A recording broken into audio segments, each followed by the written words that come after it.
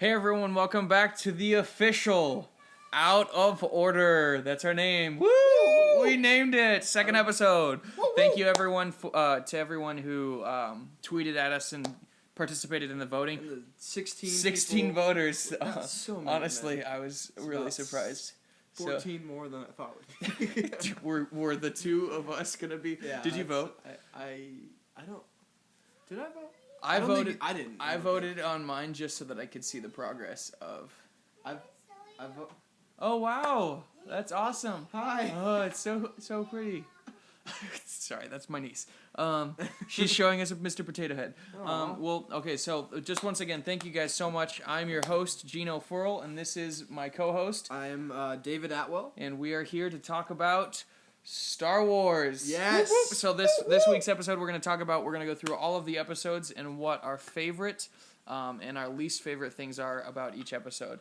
And thank God, because I feel like in about a week, Star Wars is just going to be not interesting anymore. We're a little bit behind so we're squeezing it in there. Yeah, we wanted to just get it before Star Wars' old news. Yeah. So we are adamant Star Wars fans, but we were just a little late to the But before that. Yeah. Yeah. Right? Before we talk about that, David, do you have any news for us? I do. I have. I did some research. I spent a bit. So this first thing is I found super interesting. Apparently, ISIS has cut the wages for their fighters by 50%. No way. Did you say that? That's amazing. It said. Hey Mia. Hi. Hi. Go. Hey, mommy wants you. Mommy wants you. Oh my goodness, go get mommy. Okay. I think we're good. Okay. Okay. Apparently, the soldiers of ISIS earn like $400 to $1,200 a month, plus any additional money if they had a family. Okay. So apparently, for an unknown reason, they decided to reduce the amount that they paid their soldiers by 50%. Gotcha. So I was just thinking, if I was an ISIS fighter, I'm already making chump change. Like, the max they make is $1,200 a month, which is, quick math here, 1,200 times 12, which is 14,400 a year. Let me see this real quick. What's so up? 14,000 a year. So you said 1,200. Yes. Divide that times 12 by, where's the slash? Divide that by 4.5. 4.5. Oh, hold up. Divide by 4. What's that? Yeah, and then divide that by 40. Okay. So on a 40-hour weekday, they're getting paid $6.66 an hour. That is chump change. And they're risking their lives. And that's at the highest wage. Why are they even doing this? Like, they're not making money. They just got pay cut, so they're probably making $3 an hour now. Jeez. It's like, what are you thinking? Yeah. So they don't know why they reduced the pay. But a lot of people think it's because ISIS is actually losing money. The American military has been targeting their money sources, which is mostly from oil. So they've been like bombing their oil places, oil rigs, and they actually, I think it was last week, they bombed like in this city, in one of the cities, like the main city of Syria. I forget the name. I'm sorry. They bombed like the bank or like where they kept their money. The Iron Bank. They bombed basically the Iron Bank. like the Game of Thrones Iron Bank of Syria, and they bombed it. It was like they literally lost like I think millions of money. So you could say ISIS broke. Okay. Okay, good joke. Okay, man. That was shut totally up. good. All right, so So I just thought it was funny because you always hear about like fighting ISIS like on the field, but like this is interesting side to it. This is probably even more effective. that's really cool. Yeah, really smart. Rather than just trying to kill their men, they kill the thing that funds their men. Right, and I would assume that's why they did the pay cut. The article I read on CNN didn't say exactly like they did. They said this might not be the reason why, but otherwise it's probably disciplinary action because they're not fanatic enough. Yeah. It's just like, dude, you haven't crashed into enough buildings yet. You haven't blown yourself up enough. So we're cutting your pay. It's crazy. All right. Speaking of ISIS, Twitter is actually trying to combat ISIS and has shut down over 125,000 Twitter accounts over the past 7 months that have been suspicious or threatening like promoting terrorist acts. That's really cool. Which is cool, but I'm thinking of all like the kids who are like 13 years old. Yeah. Who are just like, LOL, ISIS is great on Twitter just to be funny. They probably got their Twitter account shut down. They're like, Mom, I highly doubt that. why is the internet not working? This is America. This And is then, a like, free country. can you just Why'd you imagine, close like- my kid's account? Freedom of speech. Someone always brings up a stupid problem like Well, that. can you just imagine like the police like walking up to the door and like taking the son away and like Because they years said in ISIS prison is great. like yeah. This kind of brings up Well- another point that I was saying earlier, or I guess last week when I brought up like Call of Duty and Okay. all the player cards that these kids make Yeah, and yeah. they're like KKK and like pro Hitler and all this Yeah, like, crap. it's Like, outrageous. what's up with that age? It's usually like people around like 10 to like 17 years old, and they're just. I feel like if Where are they getting this I from? feel like, you know, obviously we're going through the rebellious phase, but then there's also like okay, I want my logo to be someone where it's just like, oh, I'm a complete, like I'm bad, like, you know, and what would I think of? I'd think Nazis or KKK. So it's like, oh, this guy clearly he's someone that I should fear on Call of Duty because he's got a sheet on his face. Yeah. Or a This sheet with a guy- swastika. This guy. Well, I mean, it's not effective though. It's not like were you what's their like KD that? ratio? They're usually not the good ones too. They're usually like the kids that are like bringing your It's team because down. that sheet over their eyes is probably covering Yeah. their. I always wondered that, like when they're like the KKK when Did they're you see wearing. Django? I did. Oh, Oh yeah, yeah, yeah, yeah, yeah, yeah, yeah. Do we have to wear the masks? Because these sheets are covering our eyes. We can't It's like see. we need the masks so Yeah. they'll be able to recognize us. That was probably the best scene for me. That was like so Jonah funny. Hill was only in that scene of the movie, And, it wasn't made. Bryan Cranston in that scene too? If he was, I don't remember. I'm pretty sure, dude. Time to research. Okay, IMDb. Was Bryan Cranston in? I bet I can beat you to Django. it. Oh, I don't think he was. Nope, he wasn't. No. Oh. Yeah, no. I guess I don't know where I heard that from. Yeah, well, he was in Star Wars, but... No, wait, no, sorry, I was thinking of, Lupita? No, the guy who's, James Bond. Daniel... Wait, really? Daniel Craig was in Star Wars? You didn't know that? No, who was So, he? okay, remember the scene when Rey's tied up and she's like, you will remove these bounds Yeah, and, leave the door unopened. yeah. That is, That clone was... yeah, that's Daniel Craig. And Why? His tag name is, JB007. No way? Yep. So isn't that cool? So That's yeah, there were a crazy. lot of celebrities that wanted to play in the Star Wars movie, even if it was like they'd never be recognized for it, but they just wanted to be in the movie, and that was his. That's funny. Yep. That's So- awesome. So Yeah. JB007. I didn't know that. That's good to know. Okay. Another news. Iowa caucus was on Monday. How did that go? I didn't watch it. Did you watch it? Yes. Okay. Well, I was, every once in a while I was just keeping up on it. Ted Cruz, he won. Got 27.6% of the vote. Okay. Donald Trump got 24.3%. So what does that mean, though? And Marco Rubio got 23.1%. So I've never followed anything political. So, what does that mean if someone wins a caucus? Basically, the Iowa caucus is the first look into how actual look into how well. I mean, I'm not an expert either, but I think it's the first actual look to see how well these candidates are doing. Okay. And Iowa is a big swing state, from what I gather. Yeah, Or, I've heard that. It's typically a Democrat state, but I guess you only run at this point for the caucus. You only run against your own party, so and it was crazy because Hillary Clinton got 49.9% of the Democratic vote and Bernie got 49.6%. It was insanely close. Sheesh. Yeah. So, but how the caucus works is literally per per county, a bunch of people come together in a house, talk about the candidates, and then vote on which candidate they're gonna endorse. Okay. And then the number, and then each county represents. I think that's how it works. Okay. And then the percentage. Gotcha. I'm not 100%. But yeah, it was a big loss for Donald Trump, and just 2 days after.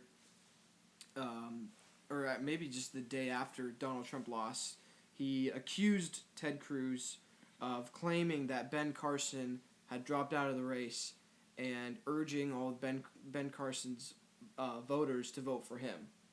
And he claims that's the reason why he won. And it sounds fishy to me. I don't think it's correct, but maybe that's just bias because I'm more of a Ted Cruz fan than a Donald Trump fan. Yeah. But that's funny. I don't know anything about Ted Cruz, but for me, the one thing that I do appreciate about Trump, like it's a double. What is it? What do they call it? A double-sided coin. Double. I don't know. There's an expression that says it's a double something something. Like there's a good and a bad to it, and it pretty much like. Careful what you say, because everyone hates Trump, and we don't. Not everyone hates Trump. A lot of people hate Trump. No, actually, he's one of the leaders of the polls. Besides this, like, but one thing is like he is not afraid of dealing with an issue. If he feels like it needs to be addressed, he's going to say it. And I appreciate that because a lot of people, like, when it comes to when I'm going to get elected, I'm going to say what's going to get me elected into office. I'm going to say what's popular. I'm going to say what gets people really excited. Trump's not doing that. He's just like, yo, I see that there's a problem here, and I'm going to address it when I'm president. And I appreciate that. But what he's saying is popular among a group of people. But, like, it's very, in a sense, vulgar. And how could you say racism? You know, like he comes across racist. So you want to vote for him because he comes across as these names? No, he comes across vulgar, and he comes across immature, and he comes across racist. Now, whether he is that, I can't say. He says he's not. He's like, I'm the most friendly person you'll ever meet. But I don't personally believe that. But when it, like, most of the time when it comes to... Okay, sounds good. So when it comes to, like, if I'm going to try and get elected, I'm going to talk about the popular subjects that's going to get me elected. And Donald Trump isn't really doing that. He's focusing on... The thing is, though... Okay, Mia, go talk to Mommy, all right?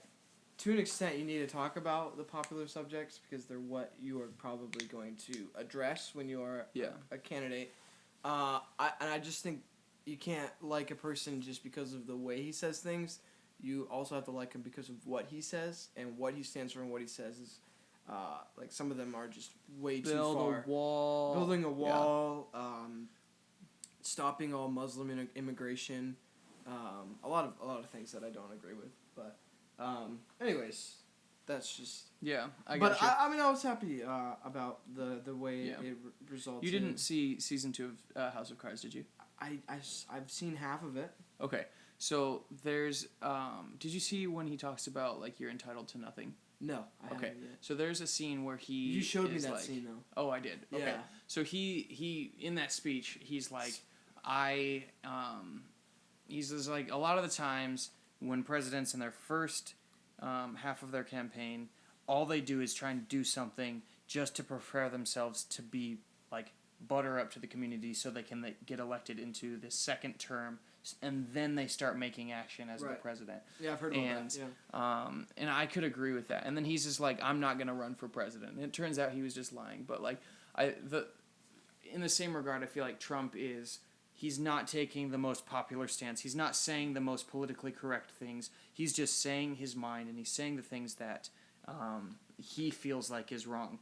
And for that, I appreciate him. And when I go back to saying like it's a double-sided coin or whatever, he says it in an inappropriate way, so then he loses respect from people. So it's a good and it's a bad, but I'd say it probably weighs more on the bad. Mm-hmm. So I could agree with you, but I'm not 100% against him being in office. If he wins, I think that he could do some good stuff. I would rather him than say Bernie Sanders or Hillary Clinton. Right. Not sure about Hillary.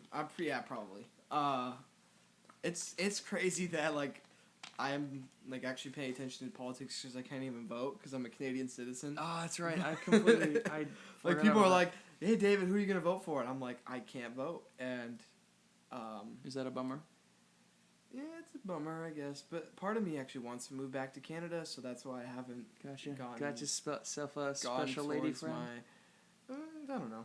Not really. Not yet. But maybe one day. All right. What else? Anything else?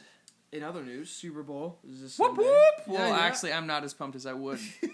I was so mad. I'm a Patriots fan, and we're probably gonna lose a bunch of subscribers right. just by that. But Well, I was. lots more for Donald Trump than I'm a Patriots and Donald Trump fan. You know, coming out as saying that it's coming out basically coming out of the closet saying that you like Donald Trump is probably gonna lose you more respect than saying that you're a Patriots fan. Even though both for me, if you were a new guy, you'd lose respect for both. But here we are, the podcast. Here we together. are. So we're doing a podcast. I'll get past we already that. made a year contract. Yes, you can't break up. We did, and I'm getting paid on a monthly. Or my pay cut has been cut in half. Yeah, $0. Zero has been cut in half. So who do you want to win? I think the Panthers, just because the Panthers are just a team that they literally never have been good. Yeah. At least in my span of life or span of consciousness. Your lifespan? The consciousness of NFL. I've been conscious of okay, how gotcha. NFL. You've never seen like them. they've always been that team that's just been or just bad. So you're excited for them? Yeah, and the Broncos, I am a Chiefs fan, and Chiefs and Broncos are in the same division. Gotcha. It's almost like I can't like Broncos, even though I like Peyton Manning, I respect him, and it'd be cool. This is his last season. It'd be cool if he got a W for the Super Bowl, but yeah. I gotta go with Cam Newton and So I was 100% against the Broncos when I was watching the Patriots game, and it was a phenomenal game. Yeah. Aside from how many flags there were, it was a phenomenal game. Yeah.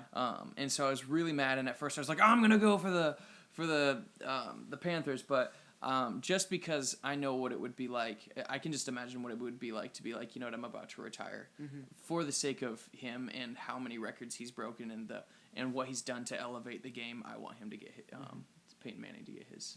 Okay, question. What quarterback this year... Actually, you probably don't know many quarterbacks. I didn't follow football this year. Okay. But you can try and ask the question. I'm not going to ask the question because you probably won't know any quarterbacks. But no, come Peyton on, Manning, shoot me. Okay. I'm not. Because Peyton Manning has the most interceptions out of any quarterback. Okay. He actually has more interceptions than touchdowns. Wow. And that's a big record. Isn't that insane? That's crazy, yeah. Yeah, it's insane. He actually has not had a good year, but he's had a good playoff. Yeah. The last couple games, like he beat the Patriots, which was. Yeah. I thought the Patriots were gonna absolutely kill. Yeah, I thought they were too, too, and that game was just so close the whole game. I mean, I looked it up on ESPN, and 55% of people on ESPN are saying that the Panthers are gonna win. Wow. Which I thought would actually be bigger than that. But yeah, I guess more people are on the Broncos side than I thought. Probably especially after they beat. So what's your prediction? Patriots. Score prediction, or how much do you think? Should we do score prediction? Let's do it. All right, I'll give a score prediction. They both have really good defenses. Okay. Technically, Carolina has the best offense in the NFL. I'm pretty sure they had the number one scoring offense in the NFL. But they're coming up against like number one defense. So it offsets, especially the defense has been playing like lights out, like against Tom Brady last week. That was. So it's gonna be a low scoring game. I'm gonna say 17-13 Carolina victory. Carolina, okay. What about you? So there was a coworker of mine, and he said he bet $10 to one of the ladies working with me as well. She's like, I bet that it's gonna be that the Panthers are going to win by 14 points. And the girl said, I bet the Panthers are going to win by 14 points. Okay. And he's like, I'll bet you $10 that it's not. It's going to be a close game. And so they bet. Wait, so what if it's like they win by 20 points? If they win by 20, so it's 14 or more, okay, she wins the bet. And I was like, wow, that's pretty bold statement. That is bold. I would not take that bet. It's just $10, but still. Yeah, for me, I think that Super Bowls are always close. I haven't followed the teams. But I do think that this is going to be a blowout game. And I think it's going to be one or the other. I'm hoping that it's one the or Broncos. The other? I think it'll be... Carolina's only lost one game this year. Yeah, but the Patriots didn't lose any games, and they got to the Super Bowl and they lost. Remember that? I think that was last year. They've done it multiple years where they haven't lost any games, and then they lose the Super Bowl. I don't think that's accurate. It is 100% accurate. Because it was the... I know for a fact this is the year I started following football. 2 or 3 years ago. It was with the New York Giants. Perfect season. Oh, yeah. And then New York Giants won. I was so mad. Did you see the insane catch? Do you know what I'm talking about? Which one? Some dude, he caught the ball against his helmet. Yes! Yeah, that was insane. It's awful. Yeah. All right, any other news? Well, what are you doing for Super Bowl? What Doing for Super Bowl? My dad's gonna have a party, and Nice. we're gonna party. Party? Yeah, are you doing anything? Yeah. Are you coming over to the party that my dad's throwing? Is this an invite? It is an invite. I'm kind of conflicted. I have one party that I was invited to, and another party that I was invited to, and I'm trying to decide which one. Am I Your one party of those is now parties the that you third mentioned? party. Still the third. Wow. Yeah, one of the parties I was invited to was just a group of friends, and I might go to that. It sounds fun, but then the other party I was invited to was for my campus ministry group. Okay. UNO, and I know the people at the first one I mentioned better than I know at the campus ministry one. But it sounds like the campus ministry one might be super fun. So I'm just kind of going back and forth. Gotcha. Maybe the day of, I'll get in my car and I'll be like, wherever I go, I'll go. I'll just go. You know what you wherever could the do is wind's for the going. first half, you could watch it at one, then watch halftime at the other, and then watch the second half at the third. So you make it to all three. I'm not that type of person, man. I like staying where I am. Yeah, for real. Yeah, but the funny thing is, I was talking to my brother, Josh, and his wife about what they're doing, and they're going to Iowa with my sister and her husband. So it's going to be like kind of like a double date thing. And my sister, Alicia, you're awesome if you're listening to this. But apparently she was like, oh yeah, there's this friend of mine that they're going to have a party. And they didn't actually say they were going to have a party. She just assumed they were having a party. So I just think that's kind of funny. I don't know. Go. Yeah, and I don't even know if she apparently Emma or Alicia, whichever one, like texted the person saying, "Hey, you're having a party, right?" They didn't respond yet, and they're still gonna I show haven't up. heard any updates yet, so I don't know what's gonna happen. That's funny. So it might just be the two couples, but my sister doesn't have a TV in her house. Oh, so she's just mooching off of them. So if it's just the two of them, or just the two couples, like they're not gonna have anything to watch it with, so they'll probably just go out somewhere. And, That's so funny. And watch it. How far is the drive?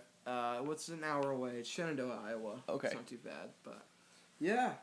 So other than that, we'll see what I do for Super Bowl. It should be fun though. I always love watching the Super Bowl. Yeah. Especially the commercials. Yeah, commercials are great. Yeah. What about you? You got something? There's a couple things. Like I'm NASA. I love following NASA. Ninth Planet? Is that what you're talking about? No. Okay. There's so I'm writing. You know how we mentioned I'm writing a book. So since I have been writing a movie, it's a sci-fi movie, and so I've been looking into space, like what's it like in space. So I follow whatever's is going on with NASA. Mm-hmm. And there's some images that they just pulled up, and it covers a 300-mile span of the surface of Pluto. Mm-hmm. It's like the biggest resolution that we've ever gotten of the surface of Pluto. Whoa. And so it's just multiple images right there, but this is like, that's the surface of Pluto.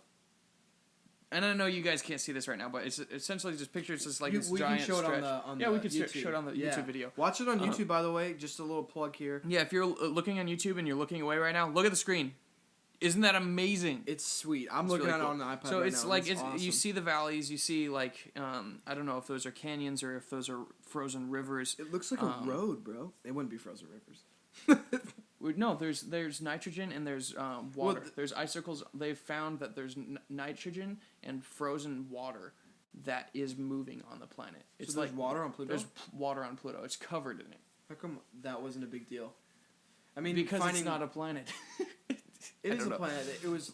It's not a dwarf planet. We re-legitimized. They called it a dwarf planet, so it's still not in our solar. They're not calling it a planet in our solar system. They're just calling it a dwarf planet that is in our solar system.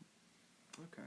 It's weird. I personally wish that they would just call it a planet because I grew up of it being a planet. I don't care. But it's not a big deal. But one small thing about this image. So like the satellite, you know how like a megapixel is like a tiny little like. If you were to take like a 12 megapixel camera and stretch it out, your image is going to be probably, without stretching it, it's probably going to be about maybe 3x5 without it getting blurry. Right. So the satellite, it's got such a huge lens. The resolution for this image, if you were to have it uncompress, is 1 pixel is 1,050 feet. Isn't that amazing? How expensive is that though? I mean, just imagine. If you were to print that, Or no, just the camera itself. Oh gosh, millions. Yeah. It's amazing. So it takes them forever to get these images, obviously, because the satellites are so far away, and it's got to take multiple images and then scrunch them together, and then you get them over time. But there was another thing that NASA's been building a satellite, and it's going to be the most advanced and the largest telescope that they're... Not satellite, a telescope. And it's going to be the most advanced. Better than the Hubble? Better than the Hubble. It's got 18 mirrors on it, and they're like laser cut to perfection. They're like perfect mirrors. They're 4.5 feet wide, and there's 18 of them. And it's like, I mean, it's just giant. Why don't they just all assembled 40 by of them? You know what I mean? Like, why don't they just... But that's the first surface. Like, you know how you have multiple mirrors to go down the tube? That's the first one. I don't know. I'm not an expert, but okay, well, interesting. It's the first level of the thing. They've been working on it for many years, and it's like been built by machines and everything, and it looks amazing.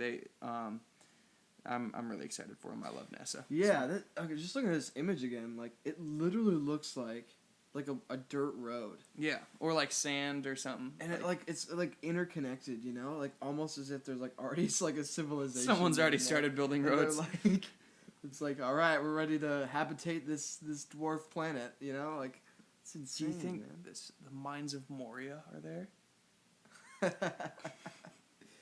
I'll bet it. You know, that's where J.R. Tolkien has been this whole time. Yeah. He's not dead. He's on Pluto. He's on his dwarf planet. Dude, zoom in. You know how you... Zoom in on that thing. What is this thing right here? It could be just water.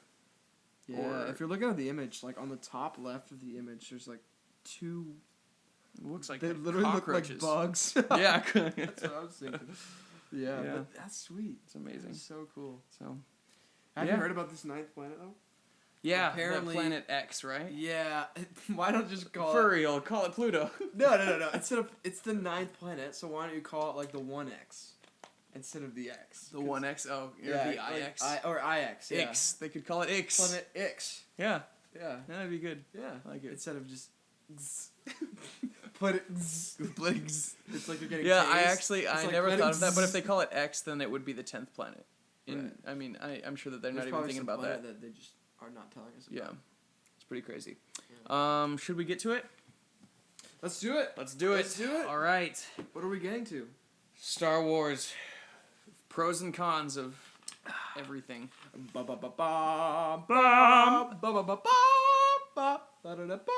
glad you changed that. That was good. Should we start 4, 5, 6 and then go to prequels, or should we go 1, 2, 3, 4, 5, 6, 7? That is the question. You know, I was asked that question. The Demas. The Demas car. We could do it that way. I let them borrow my Star Wars, and they're like, "Which way do we watch it?" I don't remember. I thought I recommended 1 through 6 because they literally knew nothing. Yeah. They didn't know Anakin was Vader. Yeah.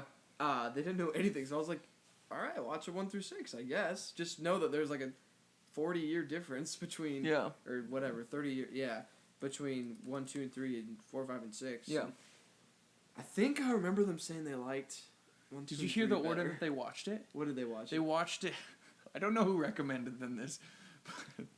They did episode 4, 5, 1, 2, 3, 6. They're like, and it was so good that way. What? It just made so much sense. And I was just like, what? 4, 5, 1, 2, 3, 6. And then they saw 7. Should we do it that way? No. Let's do it that way. That makes no sense. So we're out of order. That's our podcast. Okay, name. you know what? You're a genius. We're going to go 4, 5, 1, 2, 3, 6. We need to represent our new and then name. 7. And then 7. 4, 5. 1, okay, 2, so 3, 6. 4, 5, 1, 2, 3, 6, 7. 6, 7. Okay, so starting with 4. A New Hope. Do you want to describe the synopsis? How are we doing this? Okay. Yes. So, oh man, I think you'd be better at describing synopsis. Okay, yes I would. All right, so Star Wars, first episode. 1997. 1977, actually. That's what I meant to say. 1977. Obviously, I'm the Star Wars nerd here. Okay, yeah, go ahead. So I didn't we mean have that. Whatever. I don't have to explain that. So, first story. Side note: did you know that the reason that he started with Episode 4 with George Lucas? I can't remember if I ever shared this with you. You can say it anyway. It okay. matter. So George Lucas had 6 stories written. He went and pitched the 1 through idea. 6. 1 through 6. How do you know how like accurate they were to the actual movies, or were they kind of? I'm sure a lot changed, but he had a general idea, and he goes to 20th Century, and they're like, these are garbage, but we'll pay for one movie. Pick your favorite one. And so his favorite one was A New Hope, and he started with this episode 4. What would be your favorite one? 7. Just story Episode wise. 7. No, but no. Like story wise, forget how bad you think the prequels were. What story wise is the most intriguing? Would you say? I think the most intriguing. I really like episode 5. I really, really like it. I love episode 5, and I'd say I'd probably tie it with episode 6. And I know a lot of people disagree with me. I'm not the story wise. Story wise, you like the best. I'd say episode 5. Okay. Because you have the reveal of Darth Vader being his father. Okay. And at the time, no one suspected it. And in the script, like it was originally written out, Obi-Wan was Luke's father. And so everyone that's on the cast, everyone except for Luke, George Lucas, the director, and a few other people knew that Darth Vader was the father, because it was going to be a complete secret. And so then on the day of, they switch it, and Darth Vader says, I'm your father, instead. And so even for the people that are making the movies, it's like, wait, what? Like, this is...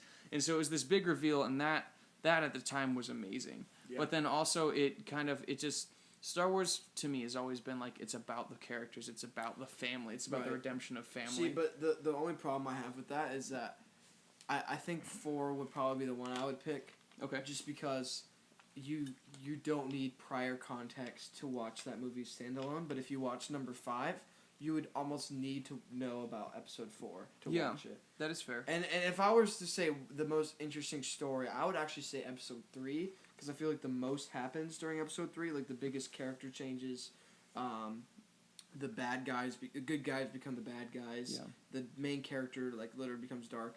I mean, apart from how the movie portrayed it, the most happened, but then again, you need a lot of context. You need the episode 1 and 2 to be able to get into the character of Anakin. Yeah. So, I mean, I would agree with George. I would pick episode 4. 4. Definitely. Gotcha. Yeah, and I don't think that was the most interesting story out of the 6, but it was good. Gotcha. The reason I would say I tie 5 with 6 is because of the redemption of Darth Vader at the end. I love it. You can feel this conflict of the good in him, and I feel like that's kind of been the overall chime. It kind of it named the tone of like anyone. But no it's matter not a big how, deal unless you have context. Yes, I agree. But I feel like no story is good without context. I mean, even if you do Lord of the Rings, if you watch Return of the King, you need to watch 1 and 2. You know. Oh, like totally. Yeah. You need to I feel like the story advanced and became a better version of itself. Like Darth Vader turning good and like saving his son. Like I don't know why, but I feel the emotional pull when he's like, your powers are strong. You're a Jedi, and now we're gonna turn you to the dark side. And he's like, no, there's still good in my father. I know it. And he's just like, you don't know the power of the Emperor. And it's just like you feel this like almost regret. And when he sees his son suffering for him, and his son is still saying like, you're still my father. You're watching me be tortured. Please, like you can just feel that. Even without seeing facial expressions, you can feel that pull, and I love that. Like that dynamic is amazing. It's funny. I watched 4, 5, and 6. I was like 10 or 11. Yeah. I didn't pick up on those things when I first watched it, but the more I watch it, now that I'm 20 years old, I get it, and I understand. Because as a kid, I hated 4, 5, and 6, but they were boring. I mean, I didn't hate them. I thought they were okay, and I was like, I loved the prequels because right up my alley of just action and explosions and stuff, But 4, 5, and 6, the more I watch it, the more emotion I feel, and the more like nostalgia, because they were the first ones I did see, and I started to appreciate that. Especially, I like the lightsaber fight number 6, and I guess I'll get to that more. But I thought like just the emotional impact on the way they were fighting and how Luke's like, I won't kill you, father. And he kept turning off his lightsaber. He's like, you're unwise to know, lower your defenses. Boom! And it's just like, and then the Emperor's like, strike me down, and he does it. He was like, gonna strike him down. Like, what if Darth Vader didn't stop him? Luke would have killed the Emperor, and technically that would have made him on the dark side because he killed. And so basically Darth Vader made it so Luke, he didn't save the Emperor. He made it so Luke wouldn't become a bad guy. I wonder if it's like a I don't know if I think of it that do you way, think that he was actually trying to stop his son from turning evil, or do you think it was just like We're setting him up to turn evil. Think about it. There can't be 3 Sith. Okay, I don't think the rule of 2. It's a rule of 2. It's a rule of 2, but it's not like there's a universal rule where it's just like it is absolutely impossible for this. Isn't there a point? Because also he does mention how he wanted him to take his father's place. He said, "Take your father's place by my side." So he already was planning on getting rid of Vader, and he even said it in front of Vader, which I feel like was pretty stupid. Well, I think Vader doesn't value himself. Yeah. But he said, know. He said, "Take your father's place by my side." Right, so. and so he said that in front of Vader. It's almost as if the Emperor knows that Vader cares about Luke. That could be a good point. Yeah. I actually never thought about that. What if the Yeah. reason he's just like, I see that you love your son.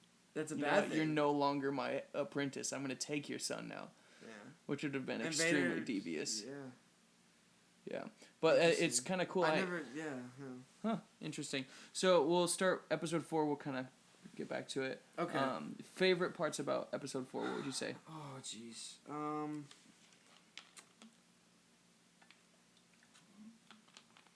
So my pros was I just felt like the movie just flowed well. Okay. I felt like it was fresh. It was, the original one. Yeah. Rotten Tomatoes said it was fresh too.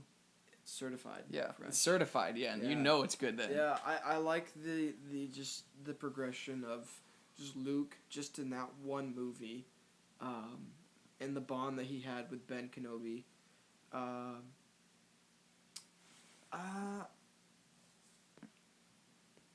What else did I like about that movie?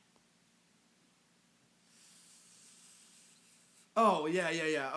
I like, obviously, the Death Star scene was amazing. Yeah. Especially when, Luke's coming up to, he hears Kenobi, and he's like, "Use the Force, Luke." You know, that just nostalgic voice that I just hear, and it's just like, "Ooh, use the Force, Luke." You know? I just get excited. This is my excitement. That's your excitement? Force. Yeah, Okay. it was insane. Gotcha. That's probably my favorite part, I'd say. The music. Dun, dun, dun, dun. Wait, not that. John Williams is a genius. That's different. What? Yes! The Force is strong in this one. And he's trying to shoot him, and it's like, you can't hit me. It's great. Yeah, it's crazy. Yeah, John Williams is a genius. What about least favorite parts? Any parts that bored you? Yeah, the whole Death Star scene where they're on the Death Star and they're making their way through the Death Star and I did not like how Ben just dies. No, that's fine. I don't like how there's just a convenient let me turn off the shield for the Death Star button. And it's not only is it out in the open and unlocked, but it's like the handle is right outside the view of everyone.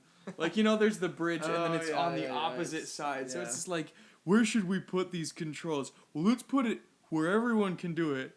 And then also, let's do it so no one could see them doing it as well.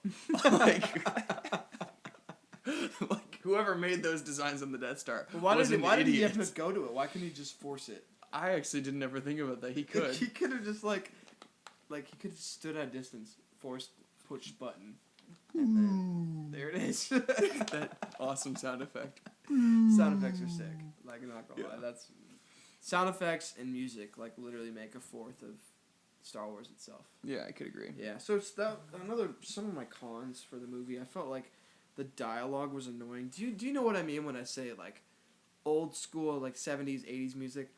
The characters just yelling, and the dialogue is annoying. You know what I mean? Yeah, sometimes it depends. I felt like Luke was as his character. I liked the progression. Yeah, Uncle Ben. Yeah. I felt that was annoying. I've got to go save him. Yeah, I could. Yeah. There was a lot of just. But for the time, it was how do you act? Okay, scream. What would you do? I feel like the knowledge we've Leia. Oh, that's right. He does yell at her. Leia. 3PO. Yeah. Oh, where could he be? Yeah.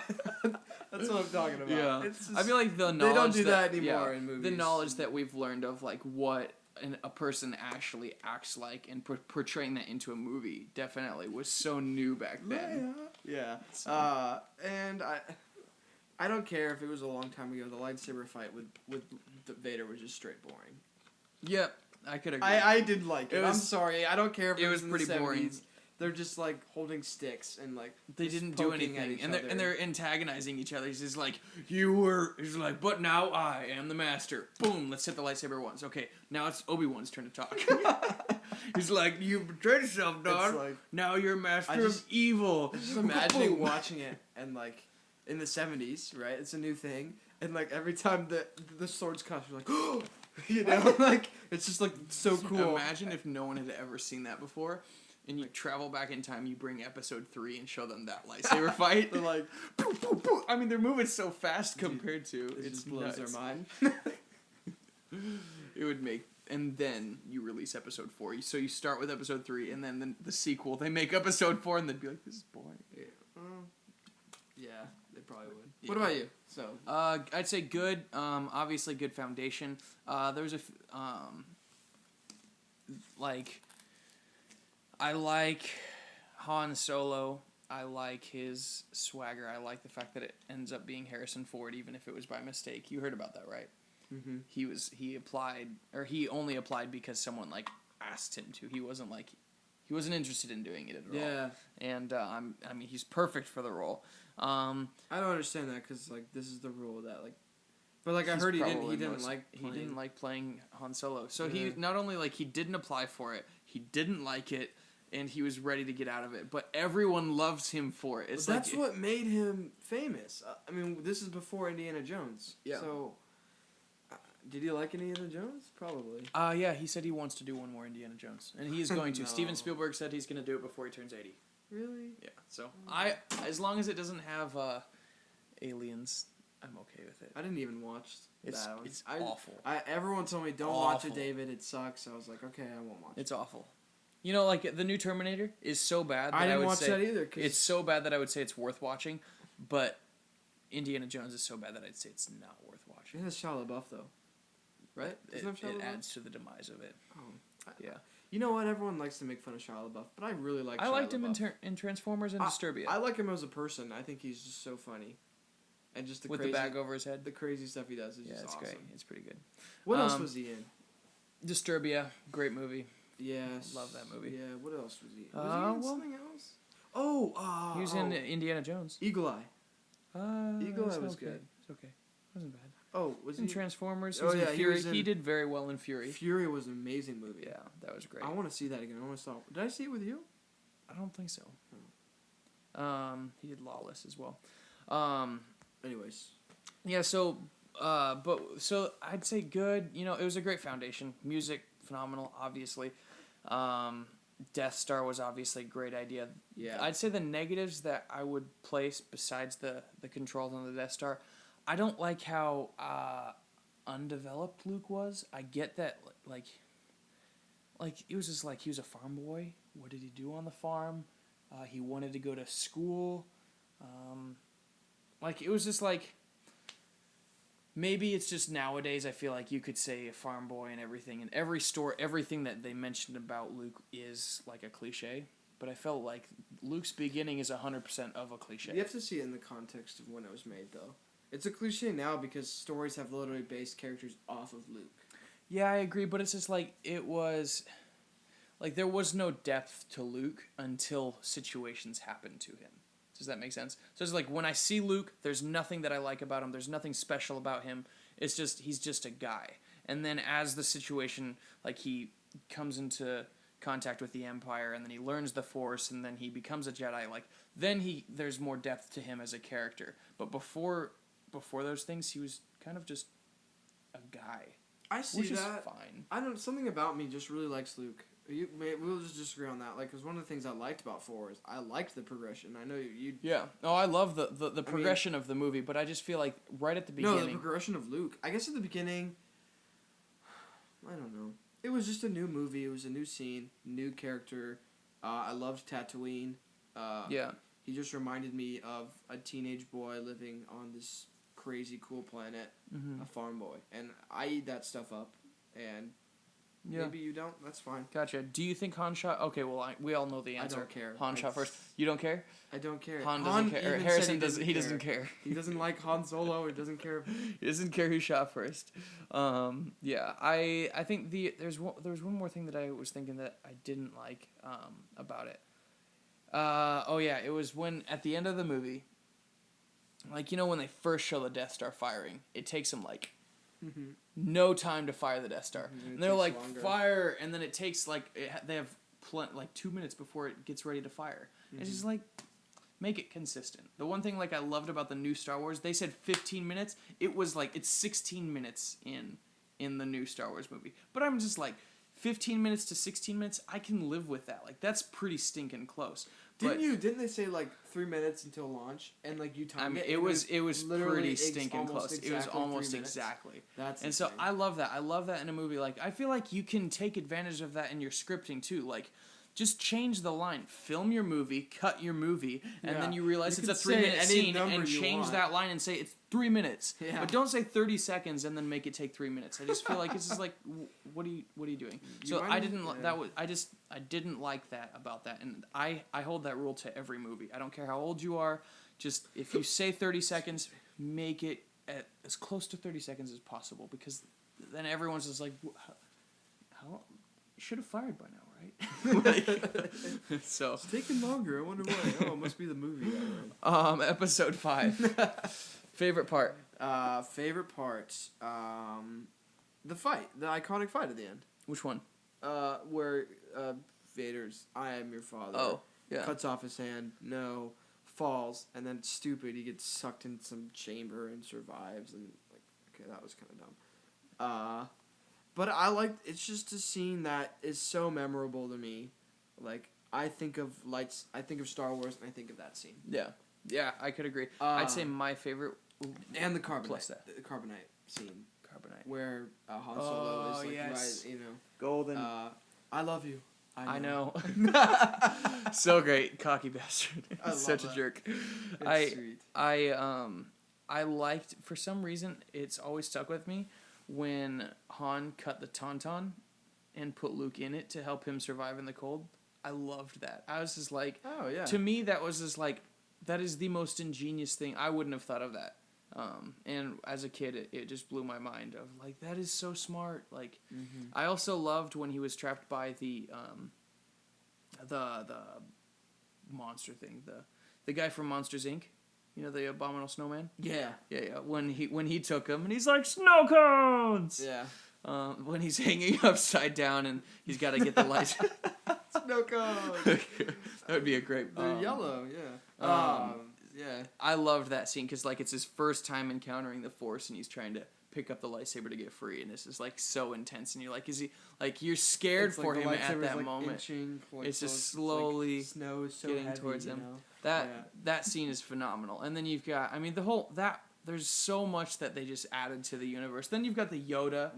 You add Yoda, and Yoda's like his one-liners are so good. Yeah. Like he shows like he tells Luke, yeah, you could go save your friends, and yeah, you could go and try and save them, and yes, you could probably save them, but he's like, you're still not ready, and you could turn to the dark side, and like also like when he shows him, like, you know, in the ship and is falling in the swamp. Yep.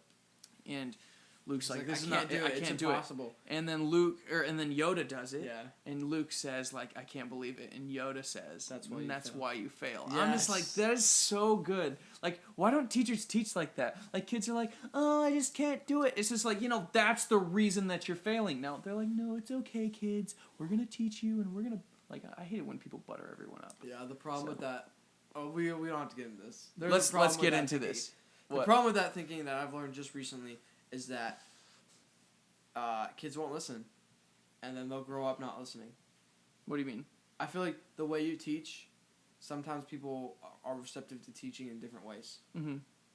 So saying one way of teaching is good for everybody, I think, is a big statement that is completely. I could agree. I feel like a lot of people, they like, okay, you've got the people that are rude, and they're gonna slap someone in a bad way, and that's not going to get them to listen. But I feel like when someone is aware of what someone needs to learn and they're not willing to point out what they need to learn, it can do nothing but hurt the person that person, you know what I mean? Mm-hmm. They just butter around it for the sake of not hurting their feelings, and I don't like that. Yeah.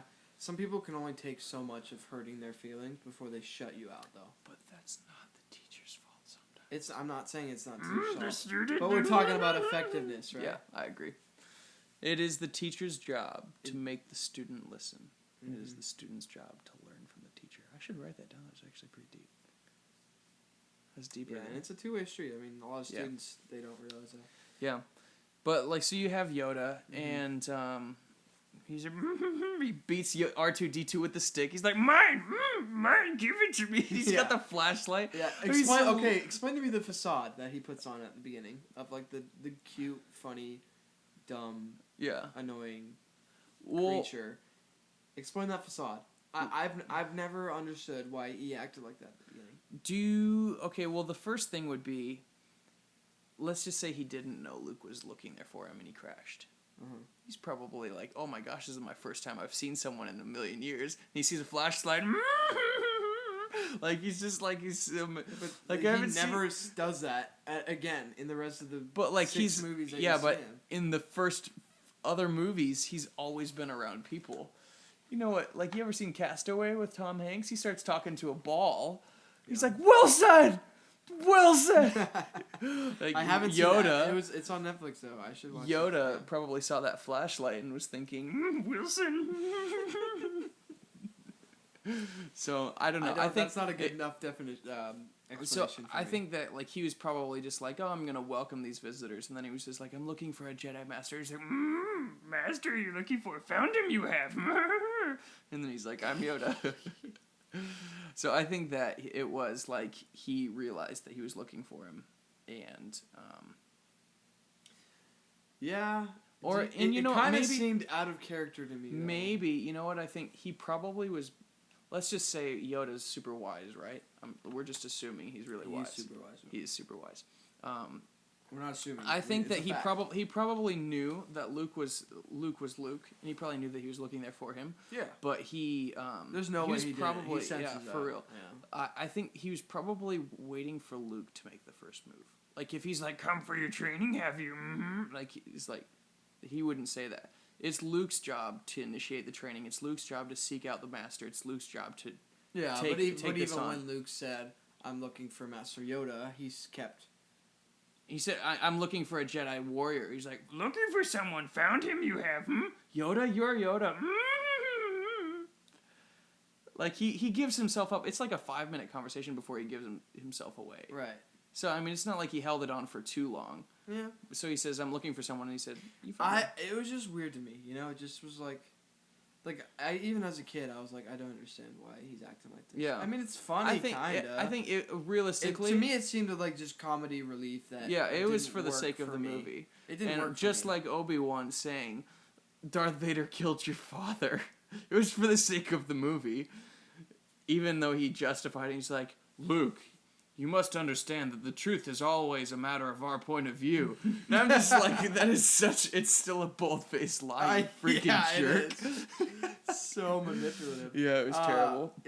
Have you seen the hashtag where it's just like, explain a movie plot poorly? Have you ever seen that? Yeah. Have you seen the Star Wars one? No. It shows it's Yoda when he's on Luke's back. Yeah. And it says talking frog tries to convince a man to kill his father. I was just like, yes. And that is the best movie ever made. Yes, for real. But okay, so also another reason that I say Empire Strikes Back is my favorite. Like, when you think of, like, you got the snowman scene, like the abominable snowman scene. You've got him getting stuck in a tauntaun scene. You've got the Dagobah system. You've got the iconic fight. You've got the reveal that he sees his father. You've got the real reveal that Luke and Leia are brothers and sisters. Like, there's just so much more where it's just like, whoa. I didn't like the Hoth fight at the beginning. Really? Everyone loves it. I hated it. Why? I thought it was dumb. I loved it. I really did. Did you like the wires spinning No, around? that's exactly the thing I don't like. Why don't you? What? Why would they have wires? Okay, I agree. Why would It's they shoot stupid. Why would they arm their speeders with harpoons? Yeah, first of all, the design of these, what do you call them? Walkers, AT-ATs. They're dumb. The design of them are just stupid. Illogical. They were designed to be tripped. Like, you know what I mean? Yeah. It's just... Yeah, It's I like, this can is... see what you're talking like, about. just the dark side is just bad at architecture, just in general. Like, the Death Star... Death Star having, is like, genius. No, having like a perfect way to just get inside of the Death Star and just... Why don't you And just shooting. close And it then up with a wall? The worst part, I could understand it one time. It's just like, let's just say you need a way to get there. But when they build it a second time, and not only is the hole still there, it's big enough for an entire ship to fit through this time. Turn off the shield button. There's so many bad flaws. Can we just admit that the dark side is just bad at architecture? Yeah, they're like, we need to bad. put a shield on this thing. Well, make sure there's a button to shut it off, because you never know when we don't want a shield. In episode 7, there's always a button. We can always blow it up. Yeah. But it's just like, when would you ever not need a shield? Like, there should never be a no shield button. Like, what? Even in any movie, like Star Trek. It's for when ships are flying in. Flying in? Yeah, like when ship is flying into the Death Star, and then you take off the shield, deflector shield, so that they can come in. Okay. But then again, in episode 1, there's a shield that the deflector shield. Yeah. But you can walk through it. Remember in episode 1 in like the, what do you call it? The Gungan fight. Mm-hmm. And so they try and shoot it. So why not the same technology, but make it for their ships, and only their ships that they program, or their ships that they're commandeering can get through? Yeah, that'd be ingenious. Because there's never even in living Star Trek. We're living in a world where we just assume technology can work like that. Yeah. It should. So if they can make a ship that's no moon, and can move and destroy planets, they can make that happen. One other thing I didn't like about episode 5 was I thought that Luke at the Dagobah system was so annoying. He was just like, but why? There's no why. But why? Oh, I hate my life. Oh, I love my friends more than you. Like, you know what I mean? Like, he was a baby. He was like Anakin in episodes 2 and 3. Yeah, he was. That's why I didn't like Anakin as much either. But I was like, come on, this is the Jedi Master you've heard so much about. Why would you doubt him? Yeah. And why would you go against him? I don't dislike that. Because I feel like if I were in that situation, I would ask why too. It's hard. Well, I would ask why, but then I wouldn't leave when he said that this will ruin things and they'll die. Like, why would he lie about that, Do you think that okay, so he says if you leave, you will turn to the dark side. Yeah. Luke never turned to the dark side. So do you think that he will turn to the dark side? Yoda's been wrong, right? Has he been wrong? I think so. Well, let's just say he hasn't. Do you think that he could turn to the dark side? We don't know. I thought so. I thought he turned to the dark side in episode 7, but it hasn't been revealed yet. Yeah. It looks like he is good. Yeah. From what? Well, but we It'd don't be know funny yet. if he tried to take the lightsaber and What kill if Rey. what if she's holding out, Rey's holding out and the forces lightsaber, it, and then he and just he slices her. just lightning. Just shoots a bolt. And of she just lightning. has to fight him. And she's just like, yeah, and then there's an insane episode That would fight. be an insane thing, but she would die immediately. she would stand no chance. She has a lot of midichlorians, bro. She does have a Don't lot doubt of the midichlorians. midichlorians. The worst part of Star Wars. We'll get to that. Okay. Okay. Episode 1. Out of Oh order. yeah, we're going out of order. Episode 1. All right, you start this one. Pros Okay. and cons. Pros and cons. Episode 1. I just recently watched all 3 of these, so Okay, leading up you to should episode go 7. to episode 1 so I can just look at pictures and and- just jog my memory about what happened. So I watched them all leading up to episode 7, and I started with episode 1, and I went up to episode 6. When was this?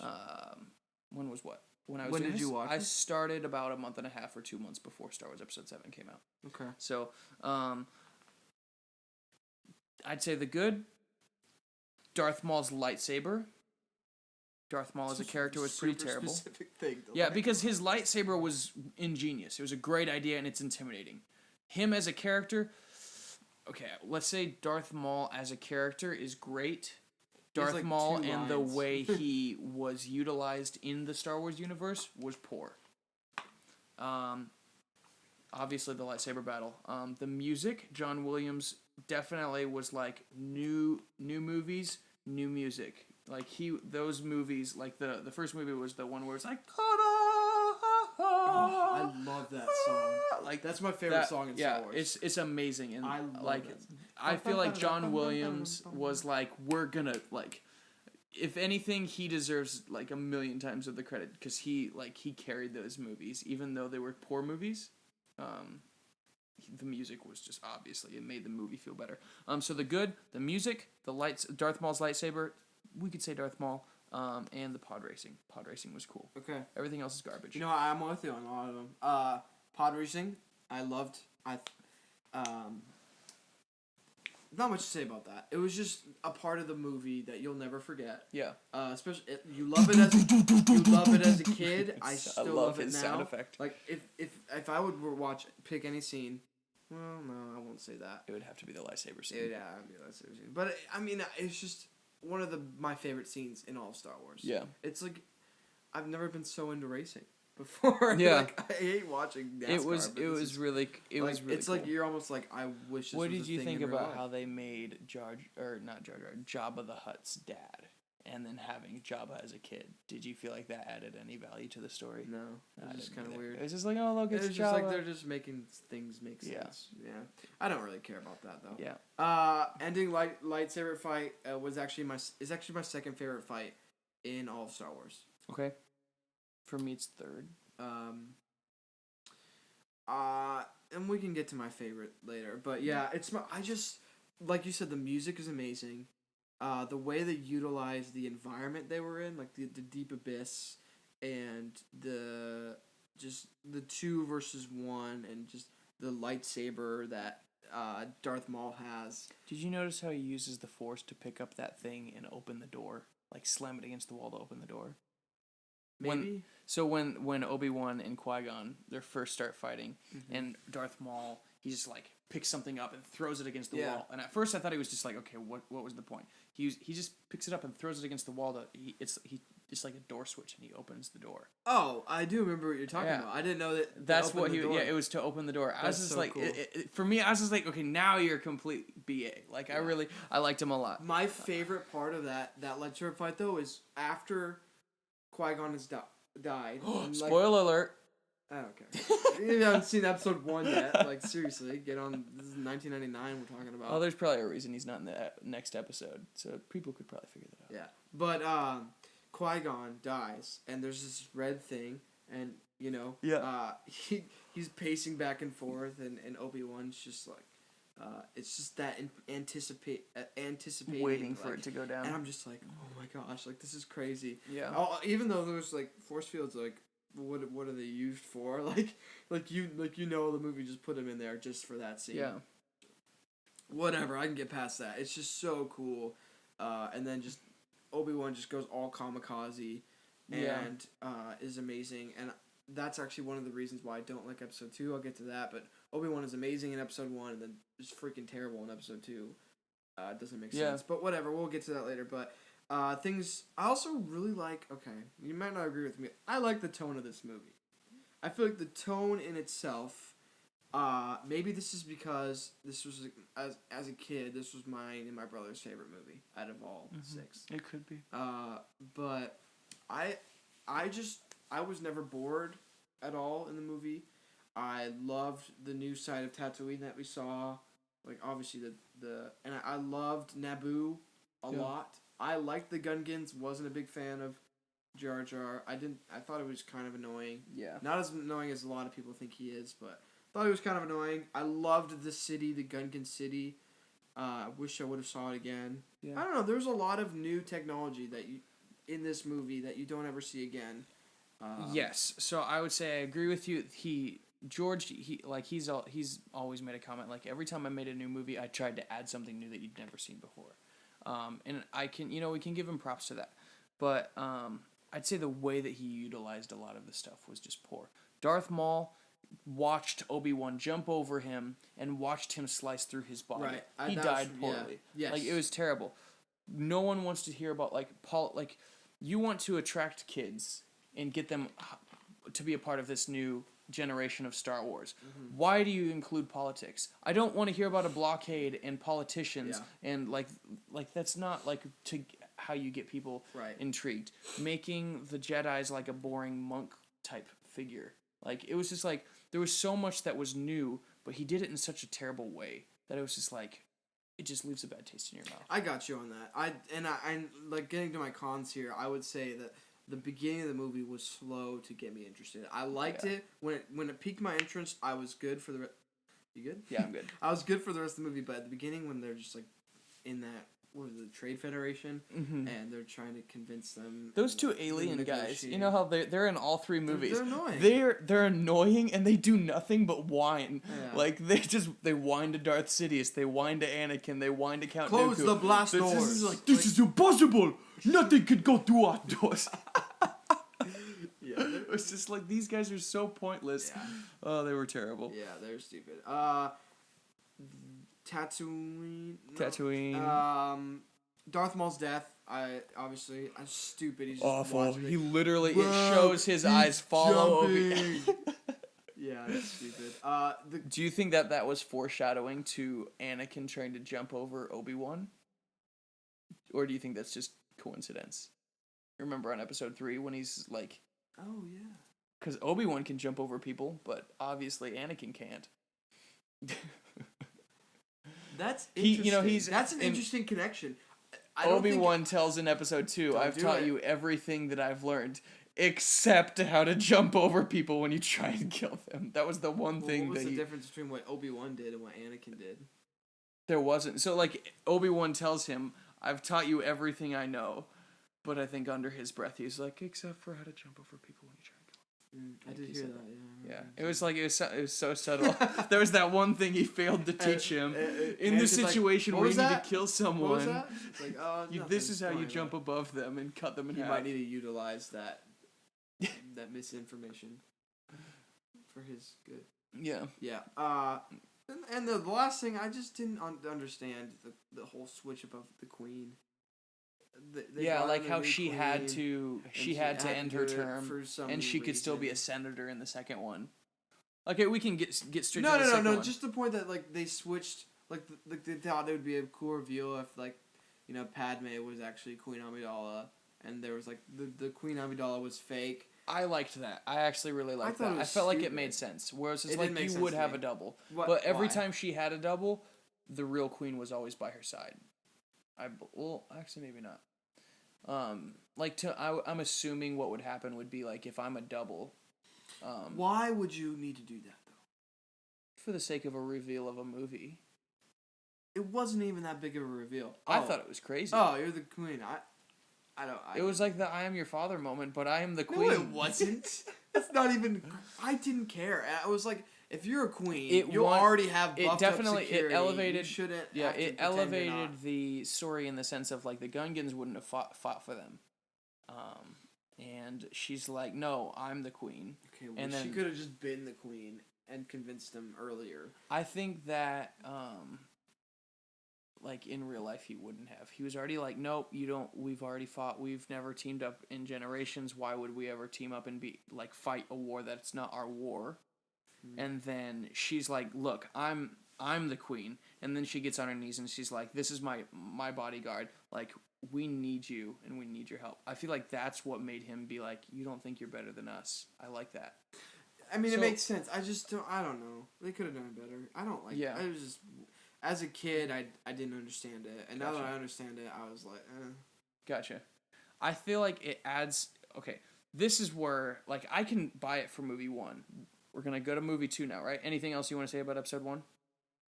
not really. Okay. Episode 2, opening, shiny ship, and then you have the queen walks out Oh, it gets blown up. and gets blown up.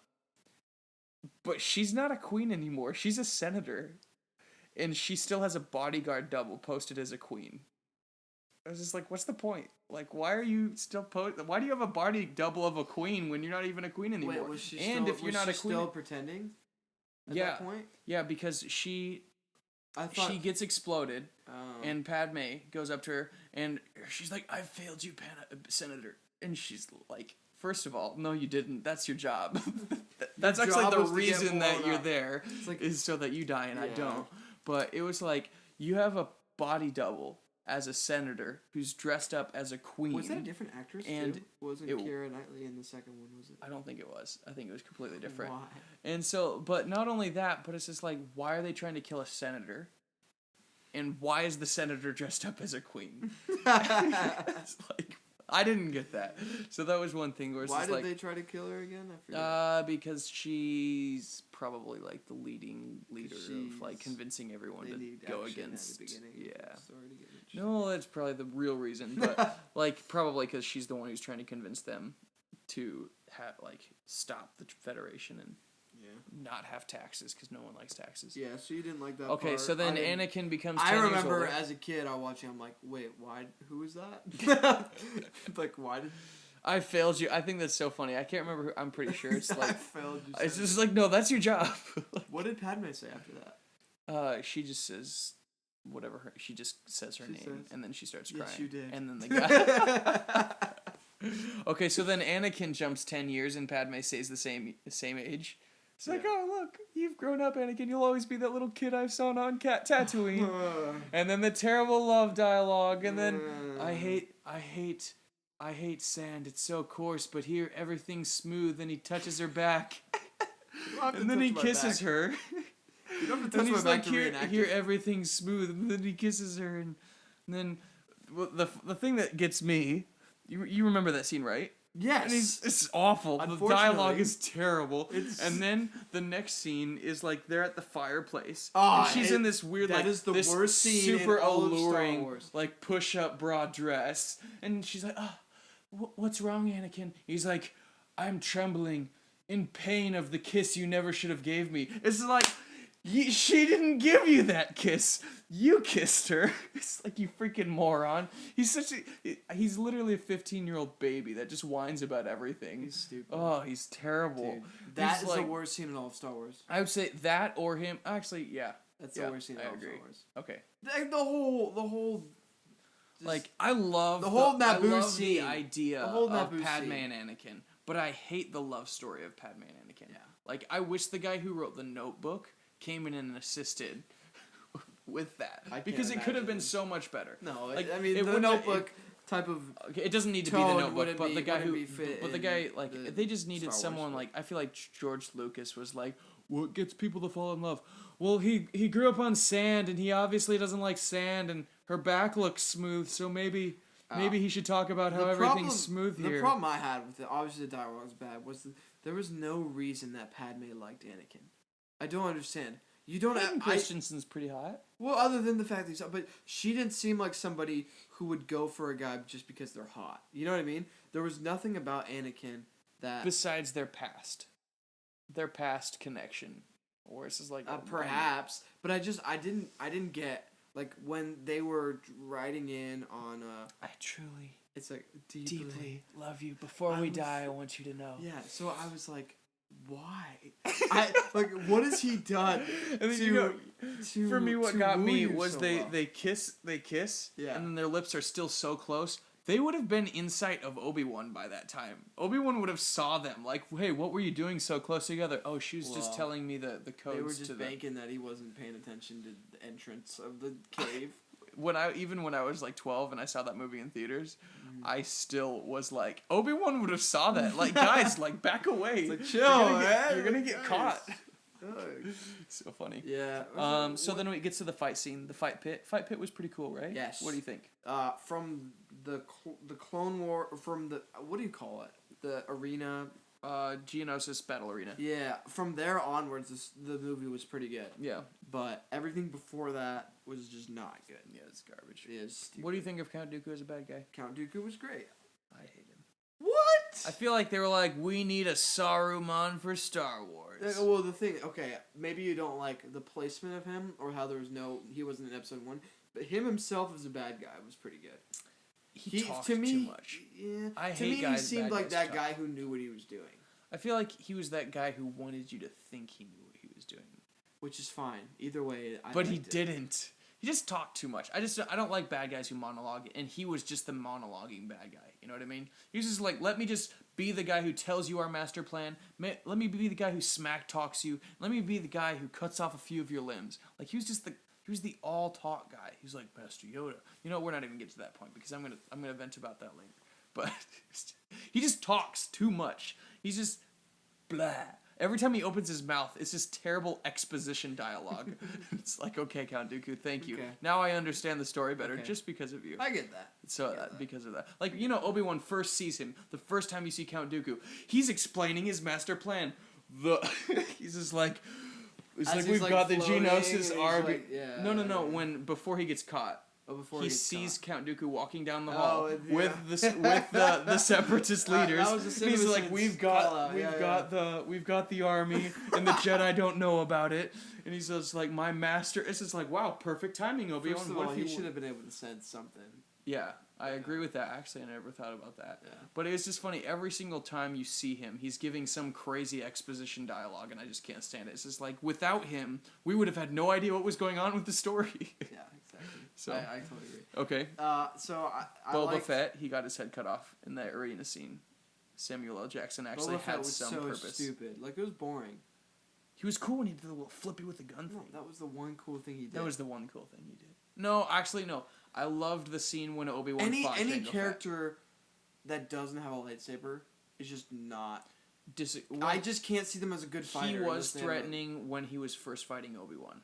Remember on Kamino? I know. He kept him from like he disarmed him from his lightsaber. He almost made him swing from the thing. Like he had like for not being force sensitive and not having a lightsaber, he was pretty skilled in that. To me, it said more about how terrible Obi-Wan was than how good Boba Fett is. Okay, I can see that. Because like I'm gonna go back to my original point. In Episode 1, he freaking takes down Darth Maul by himself. Yeah. Episode 2, he's struggling with this dude who doesn't have force sensitive. And he has guns. Yeah. And it didn't show. Okay, I get that because also, it didn't show anything epic enough about Boba Fett to make sense why he could compete with a Jedi. Exactly. It was just stupidity of. And then Obi-Wan's Mace Windu was like block, head cut off. Like it's the like one good point of Samuel L. Jackson being in there was that scene. Yeah. But like I said, I think I said this last podcast. Something about Samuel L. Jackson just as a Jedi. Samuel L. Jackson. It's like you already know he's probably really good. Yeah. With lights. It's just because it's Samuel L. Jackson. And then it's great. it just imagine if Morgan Freeman was Mace he's Windu. Different. No, he's different. It'd be. He's more of a monologuer that you actually want to listen to. He could have been Count Dooku. Yeah. Okay, let's okay, the fight. Count Dooku, Obi-Wan, and Anakin. What do you think? Have you watched it recently? No, I know what you're talking. I haven't. It's awful. 1, 2, and 3. I watched the most recently. Yes, this is the fight where they showed their faces and their lights. And they're just swinging the lightsabers. Reflected off their they're faces. like, let's just swing it up in the air so that the red and blue lights can reflect off our faces. Half the fight is just a close up of their faces. Oh, it's not even. It was so bad. I remember liking it when I saw it in theaters. It was bad until Yoda comes in. Yes. And then it's sick.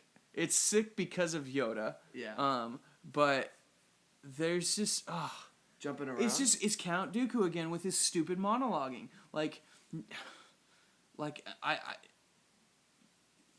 Darth Vader and Luke, Episode 5. Mm-hmm. Luke takes out his lightsaber, and Darth Vader's just like, Obi-Wan has taught you well, but you're not a Jedi yet.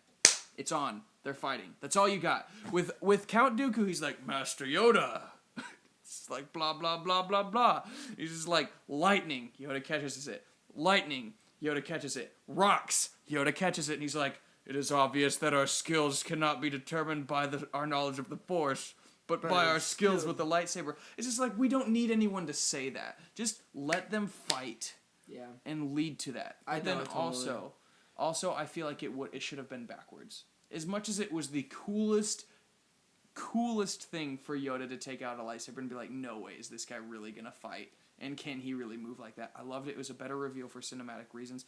I feel like Yoda, because of his wisdom, would, if he were to use a lightsaber, he would use it first, and then he would evolve to his better half of his knowledge in the Force and be like, you know what? Because their fight, for someone so wise, they wouldn't need to use lightsabers. You know what I mean? Like, his strength would be in the Force. He's 840 years old. He doesn't need a lightsaber. But with how strong he would be in the Force, he wouldn't, like... he wouldn't need a lightsaber. Like, I just feel like Yoda You need a lightsaber when the other guy has a lightsaber. Yeah, but I feel like Yoda could have crushed him. Like, he could have raised his hands, crushed his body, and then taken his lightsaber. If you remember, he would have, but Count Dooku like forced something on top of. Did you see how it should have ended with that episode? No. Did I tell you how I felt like it should have ended? How? It's because I watched this video. Yoda picks up the giant cinder block that Mace Windu tries to get to fall on Anakin and Obi-Wan. He could have just thrown it into the ship. And I was just like, oh my gosh, this is like, it would have made sense. Like, he just let Count Dooku get away with it. Basically. And it was for the sake of the sequel, but it was just like Yoda. It wasn't Yoda in real life. Count Dooku didn't need to be in the sequel. I agree. So, episode 3? Yes, episode 3. Alright, I'll go first. I love this movie. I know a lot of people don't, but I don't care. I love it. Jar Jar Binks? He's not in that movie, really. Yes, he is. He's who gives Supreme Chancellor his emergency powers. He has one speech. Which gives Chancellor Palpatine emergency powers, which makes him the Sith Lord. Oh, okay. So you're talking about that. Okay, no, I'm talking about... Okay. So it's like a screw you to the audience. It's like, right. You hate this character? Well, guess what? He's who made it all possible. Well, like I said earlier, I don't mind him as much as... I mean, I don't care about him as much as other people do.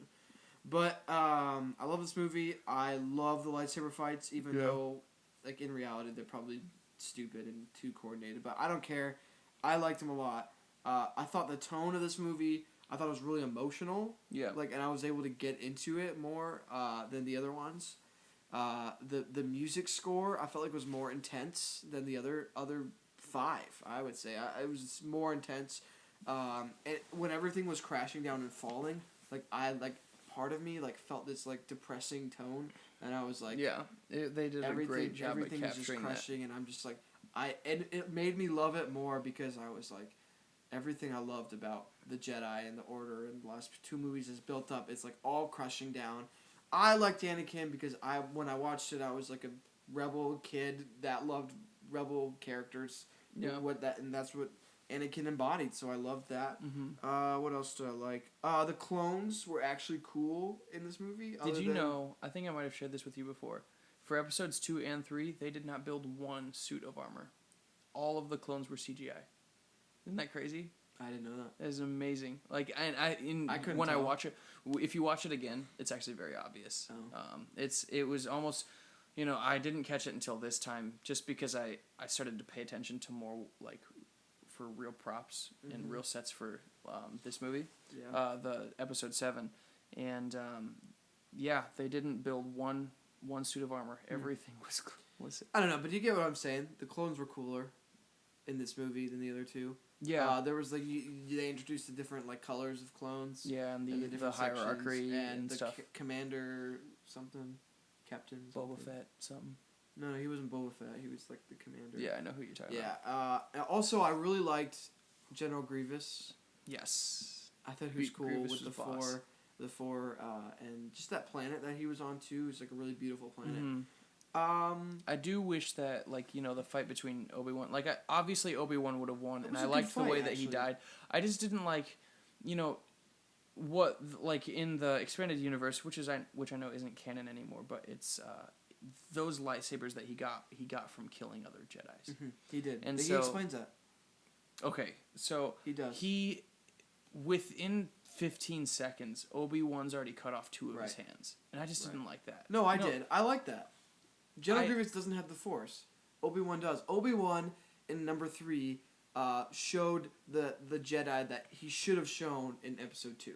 It didn't make sense to us because Episode 2 he looked absolutely terrible. Episode 3 he looked like the Episode 1 again. Yeah. That's how Obi-Wan should have been. And obviously he showed it even more when he fought Anakin and beat Anakin, who was thought to be the best Jedi. I mean, because he's so young and perfect of age. And so I love that. It made General Grievous is not going to kill Obi-Wan.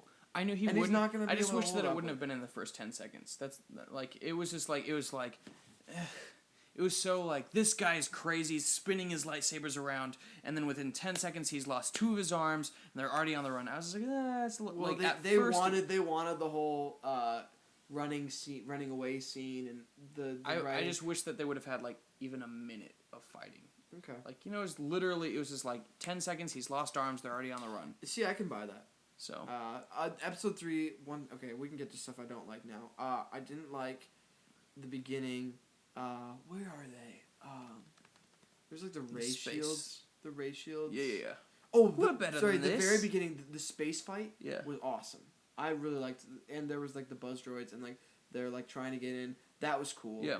And actually one thing I really like was like, how they get inside the chamber and like they ships jump are out rolling, of the and ships they jump while out, that was really cool. That was I agree. sick. There's things like that I like about episode 3.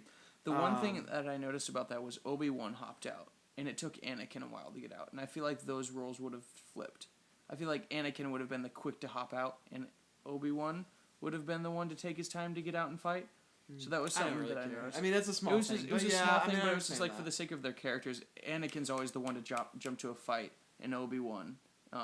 Well, then again, Anakin was trying to show that he was better than Obi-Wan in a lot of things. Like, he was like, maybe we should patience, like, and he was like, R2 can take care of this. Yeah. Yeah. So actually, that's what I'm getting to. I felt like there was a lot of awkward acting at times, like Ray Shields, we should have known that, like there's a lot Obi-Wan of really became the one-liner. He always, I hate it when he does that. Yeah. It's like, we're better than this. Yeah. Like, it's just like, shut up, Obi-Wan, like, you're a master, you don't need to say what you're thinking all the time. They went away from that towards the end of the movie. Yeah. And I could tell. But they were just trying to get jokes where they just didn't need to have jokes. Yeah. Or when Anakin, he jumped up on the elevator, always on the move. So it's like, shut up. Yeah. Just shut up. Like, Obi-Wan, quiet. Yeah. Keep your mouth shut. Yeah. And the other thing I didn't like is Padme's death at the end. I know she had to die, but the way she died, she doesn't have the will to live. She just didn't seem. It's like the first 2 movies built her as a strong, independent woman, and then now she's some person. I would have been okay with like the babies giving birth were what killed her. Like that makes sense. Anakin was not her world. She was a senator, a powerful woman, and then I feel like this, like the fact that her husband comes to the dark side, tries to kill her. I can understand how they could tear someone, but the fact that it's the reason why she died. Yeah, I feel like also I can buy it. Anakin turns to the dark side to save his wife, and then he kills his wife. It just doesn't make sense. Yeah, I feel like I could have bought it if they would have developed the love story better. If they would have given me a reason for her to like show like.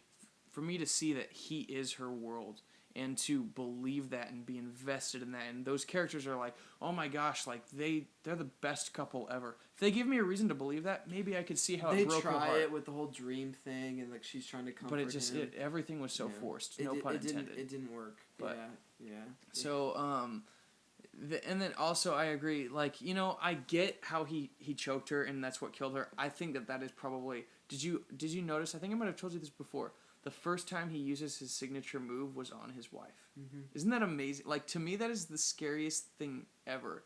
And I feel like it gives more of a depth to him using his force choke.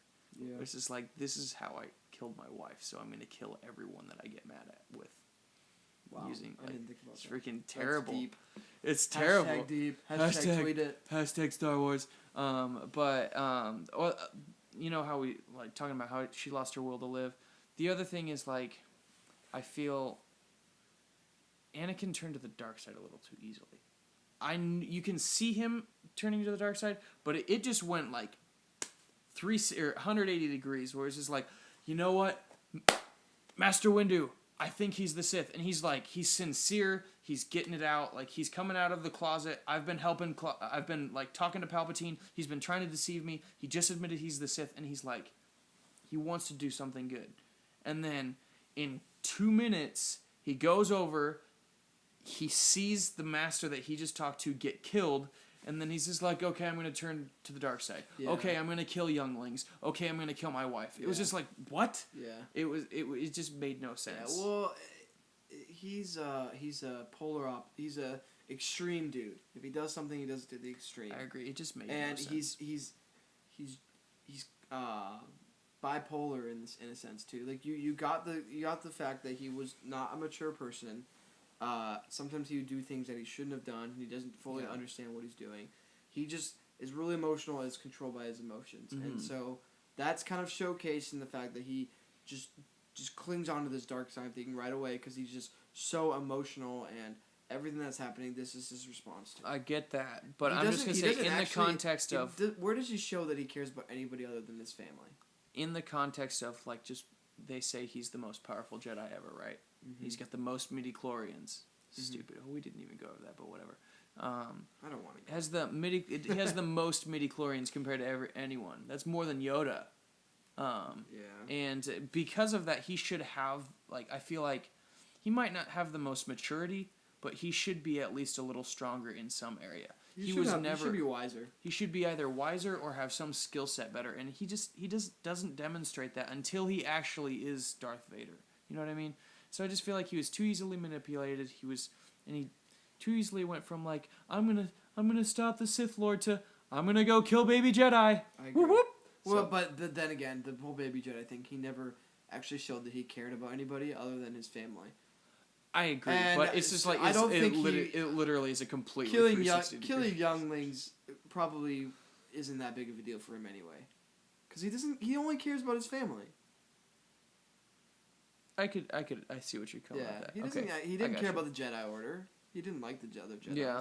He didn't really care.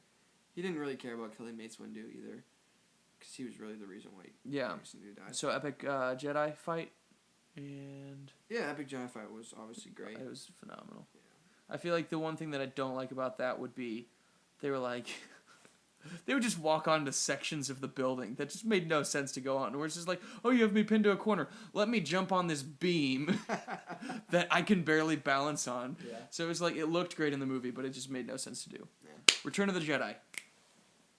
Okay. I like the beginning Jabba sequence, where it's at the. You don't like it? The dancing scene? Or No. Oh, that was awful. No, not the beginning. No. But when they're getting out of it. The Rancor? Yeah. Or the sand? The Rancor is pretty cool, but the sand, when they're out in the sand Yeah, and they're great. destroying it, Really cool. it was pretty cool. I And liked it was the a good reveal way. of It was a good way. Of Leia being the Yeah, one who saves that her. was cool. I didn't see that coming. Yakto, whatever. That was actually pretty good. Yeah. Actually, yours is better. I'm done. I'm really bad at impressions, but alright. Luke finally looked like a beast, which was good. Yeah, he because definitely looked extremely mature. He didn't look like a beast in the other two. No. Like, And- when he walked in, there was, like, a presence about him where it's just I'm like, just I've like- been trained. Which it's too bad I didn't watch those movies first, because I would have probably thought he was even cooler, because you've never seen that type of Jedi before. Yeah. Yeah, that's too bad. But yeah, so he looked like a beast, and then obviously the ending scene was just so good with him and with Luke and Vader. I'm not gonna fight you, and then It was phenomenal. And it was just great. Like, there was, he was setting himself up to die for his dad. Mm-hmm. And I love that. Like, there was just a humility and a maturity. And I love his breaking point. Not only is the music so emotional, when he's just like, sister, okay, sorry, I just caught this. You know how Kylo Ren in episode 7, I feel like we should talk about that in another episode. We'll talk about everything that we like about episode 7 on a different day. Yeah. We're getting a little stretched on time. But like, you know how he gets into people's brains and gets information? Mm-hmm. Darth Vader did that for Luke. What? He's searching his mind. He's like this sister. So you have a twin sister. Your thoughts betray you. I never noticed that. Oh! Darth Vader got into his head and got And information. he didn't even have to do the whole wave That thing. was so cool. He's just so good. He doesn't Genius. Because like, you know, when I saw it in yeah. episode 7, I was just like, okay, this is cool, but where did this come from? It's kind of cool. Is he able to do it because they're related? And does that mean Kylo is related to Rey? Hashtag Spoiler alert. hashtag. We call it first here at Out of Order Podcast. Yeah, that'd be sweet. That would be cool. What if we called it, man? But that would be really Everyone cool. listening to this, And it's because they're related. $5 It's like a if bloodline it's right. thing. You can read each other. No, because he got into Poe's head. Shut Dang up. it. Dang it. Whatever. They're related. They're related. To He's Poe. related to Poe too. Everyone's related. Everyone has a destiny. is But like, okay, so Noah not in only the is the Ark. music phenomenal, Mhm. but he's just like, you have a twin sister. He's like, well, if you won't turn to the dark side, then perhaps she will. And when Luke breaks, it was just like, it was so like you understand why he breaks. He's like, you will not touch my sister, and he just goes off. And I'm with Luke right there. I was just like, dude, don't touch my sister. Like, I kissed her. Like, yo, like, but like I loved that scene. And when he cuts off his arm, and then you see it's like the irony of like, oh my gosh, this is cool. It was perfect. Another thing I like about that is I like the 3 fronts that they showed. You know, there was a front on Endor itself, there was a front in the space battle, and then there was a front inside of the Dark Star. Like everything and they were colliding just switching all at from once. one to the other. Yeah. They actually have done that multiple times. They did that in episode 1.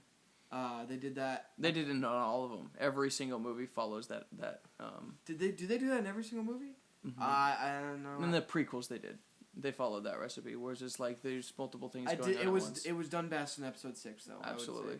And I love that. Something that we can get to some things we don't like now. Unless there was anything else that you liked, especially. I really liked. I mean, for at the time, the lightning from the Sith, like coolest power ever. Oh yes, that's Like, sweet. Yeah. This is like this guy's clearly powerful. Yeah. Okay. And I liked how also at the end when the Emperor was like all is lost, like everything bad was happening, and you get that feeling like you're right, all is lost. And then Luke didn't die. And then he gets so angry. Yeah, it's kind of the emotion I felt for number 3 when all really was lost. Yeah. Like I love. Something about depression is just so great. Yeah, I agree. If you can actually movies. make me feel depressed. In movies, like, exactly. Yeah, if you can get the person to, I love that. Things I didn't like about it, it was kind of a repeat of episode 4. Like, with the Death Star, I agree with that. And it was bigger. It was a bigger Death Star. Yeah. So dumb. And episode 7, it was even bigger. It was even bigger than that one. One thing I didn't like about episode 7. Yeah. The clones were straight up dumb. What was I talking about? Clones being dumb. I guess I'm. No, the Ewoks. The Ewoks just threw rocks on. That's what I'm talking about. Yo, on Endor, the clones on Endor are absolutely dumb. They're like, we hit you, and they have helmets on. They get hit with rocks, and then they just fall. They either die or they just lay on the ground. Or like Han taps one on the shoulder and then runs around or something. I was okay with that. I was okay with the Han tapping on the shoulder because it was like, oh, it was one guy. As much as it was like, it was kind of obvious that it was a trap. It was funny. Yeah. Like, it's Han Solo. Yeah, it's like one of his things. The clones are dumb. They were terrible. They're so... And how am I supposed to fear them if they're stupid? Yeah. The only... Like, I don't fear them. What do you think of the Ewoks? Did you like the Ewoks? They're alright. A lot of people don't like them, so... But I'm... Just because a lot of people don't like them doesn't mean I don't like them. They're alright. Yeah. Whatever. The whole thing with C-3PO with him being a god... It was funny. It was kind of funny. Yeah, I liked his storytelling about Oka Veda. Yeah. It was fun, cute. Cool. Anything else that you want to add? Star Wars. No, we love Star Wars. Cool, man. There it is. Star Wars. We made it in our out of order way. 4, 5, 1, 2, 3, 6. Yeah. So how about if you guys listening, is there anything that I know we scattershotted this a lot, like it was out of order, but. If there's anything that we said or didn't say, tweet us at outoforderpodcast, or that's email us. Email us at outoforderpodcast@gmail.com, and then our Twitter name is OOO Podcast. So Out of Order Podcast. Ooh, podcast. Ooh, podcast. Ooh, podcast. So OOO Podcast on Twitter, and then outoforderpodcast@gmail.com. Or just stop by us at church. Yeah. Or you can, if you know our address, send us a letter.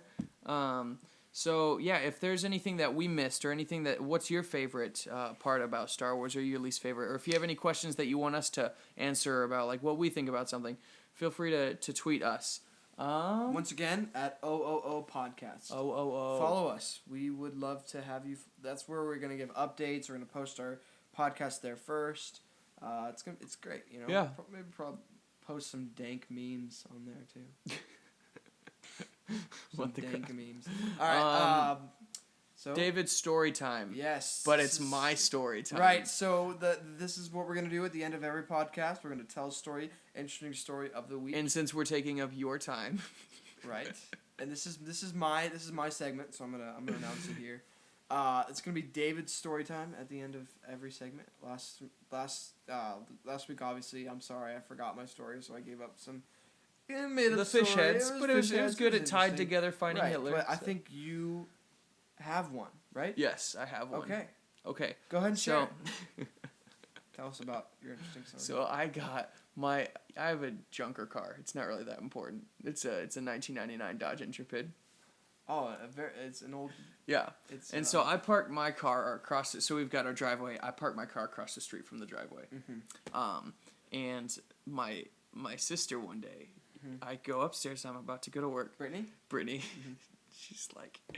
she's like, Gino, you're not gonna be mad if I hit your car, are you? That's not how you bring it up.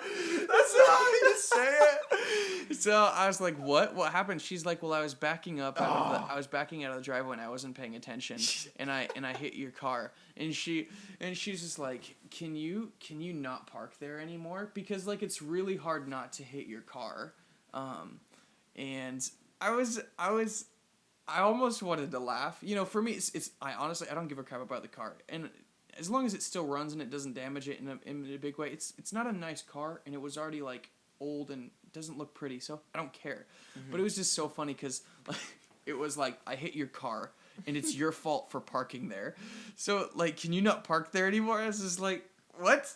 You hit my car. Yeah, I don't think she said that the right way, but it was so funny because I was just like, funny. I don't care. I can't say much about against Brittany because it's happened in our family all the time. You guys have hit each other's car. Yes, all the time. I personally haven't, but I know my dad has, and my mom has, and my grandparents have. Oh my gosh. And so there's just a no park zone just at that point On that like, part of the driveway. Yeah. Yeah, so I mean I'm with her on that. Like nobody should park there. Don't park but there. obviously it's not your It fault. was just so funny. Yeah. Oh well. What? So how bad is the damage? There's like a scratch on my back left, like driver's side. Oh, who cares? It doesn't. It's not that big. Even whatever. I just thought it made me laugh that it was just like, I hit your car, but can you not park there? And it was just like, wait a minute. So are you gonna apologize about hitting my car? Are you gonna blame me for parking there?